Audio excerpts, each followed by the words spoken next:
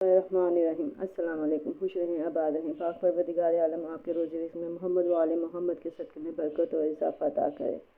मोहम्मद व आले मोहम्मद के सदक़े में आज जो मैं रेसिपी आपसे शेयर करने लगी हूँ वो है चिकन आलू और पालक। चिकन आलू पालक बनाने के लिए मैंने यहाँ पर 1 पाव चिकन ली है और उसके छोटे छोटे क्यूब्स कर लिए हैं। ज़्यादा बड़े क्यूब्स करने की ज़रूरत नहीं है।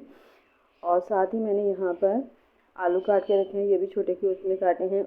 और पालक को मैंने बॉयल करके रखा हुआ था और ये ऊपर मैंने इसमें शामिल कर दिया आलू काट कर, और साथ ही खुश्क मेथी जो कि मैंने इसमें डाली है क्योंकि मैंने हरी मेथी का इस्तेमाल नहीं किया है।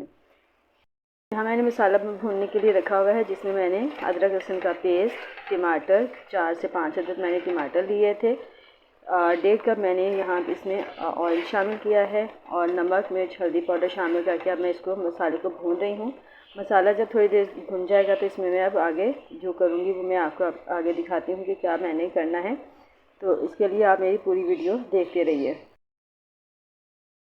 मसाला हमारा देखें भुन चुका है। अब इसमें मैं शामिल करूँगी चिकन को मैं थोड़ी देर के लिए भूनूँगी ताकि इसकी थोड़ी ये स्मेल जो होती है चिकन की वो ख़त्म हो जाए। इसकी हीट ख़त्म होगी तो मैं साथ ही बाकी के काम को करूँगी, लेकिन इसको मैं 10 मिनट तक इसको भूनूँगी ताकि इसकी हीट ख़त्म हो जाए।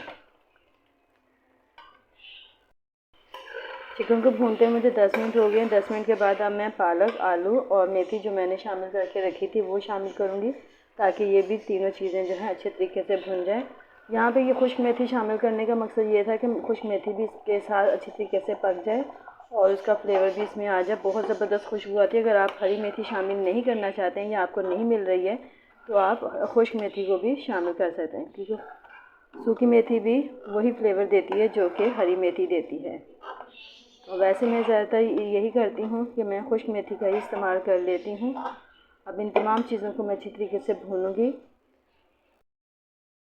यहाँ देखें जी, पालक आलू और चिकन जो है अच्छी तरीके से हमने भून लिए हैं। अब इनको मैं गलने के लिए रख दूँगी ताकि आलू और चिकन अच्छे तरीके से इसमें गल जाए। पालक तो ऑलरेडी हमारी तैयार है, लेकिन हमने आलू और चिकन को भी गलाना है। इसके लिए अब हम इसको ढक कर रख देंगे। हमारे चिकन पालक और ये आलू तैयार हो गए हैं। तो यकीनन आपको मेरी ये रेसिपी पसंद आई होगी। अब मुझे आइंदा आने वाली वीडियो तक के लिए इजाज़त दीजिए। एक नई वीडियो के साथ फिर हाजिर होंगे। उस वक्त तक के लिए अल्लाह हाफ़िज़।